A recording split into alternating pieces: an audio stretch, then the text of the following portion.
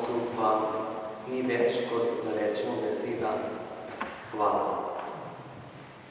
Beseda hvala, ki je kratka, pa tako močna, pa zato, ker je v tem današnjem molitvenem večeru bilo začutiti v tej pesmi besedi celotno zgodovino odrešenja. Od stvarjenja, ko je v začetku Bog ustvaril nebo in zemljo, do poveličanja v odrešitvi v svetosti. Skozi besedo, ki je Božja beseda. Skozi pesem in glas, ki je molitev. Morda se nam zdi trenutek stvarjenja daleč. Res je, daleč je. Ampak trenutek stvarjenja je zame moje spočetje. Takrat se je začelo življenje.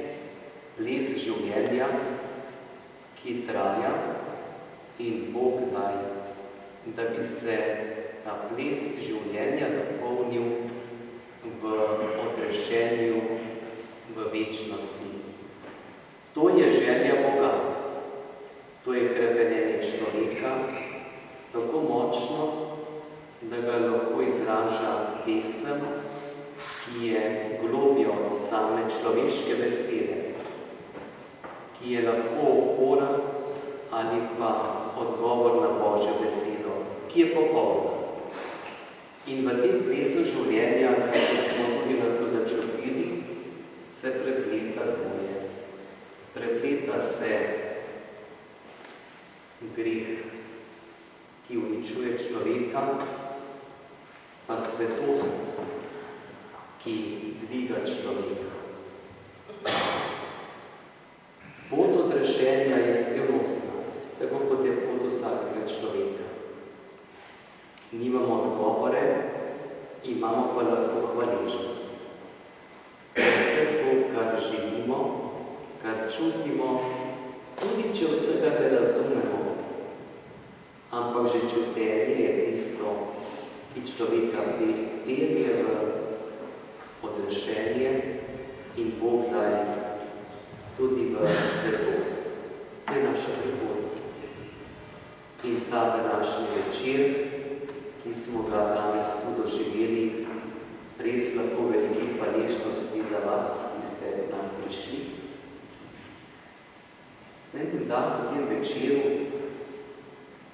tisto smer, naj odzvanja v tisti smeri, ki jo lahko človek čuti v svetosti tudi naše župnije.